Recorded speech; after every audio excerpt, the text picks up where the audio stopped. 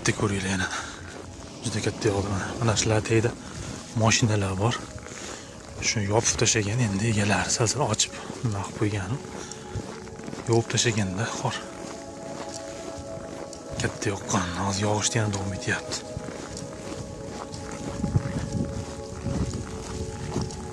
Yo'llarda bo'limini qilib ko'rib qo'ygan. Atak mana bunaqa joylarda 1 metrdan oshib ketgan. Mana mashina bu yerdan o'tib ketgan endi.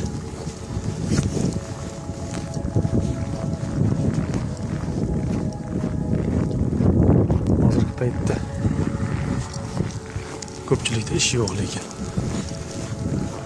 hamma bekarchi. Nimaga desalar, tashqarida ishlar to'xtagan, dastavchilar ishlariga o'ziga yarasha bo'lib ishlari kam.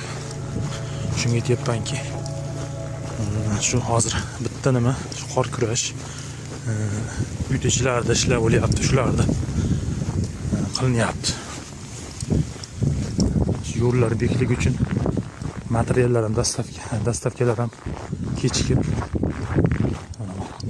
eshikni yopib tashlab kechikib ishlar ham kam bo'lyapti.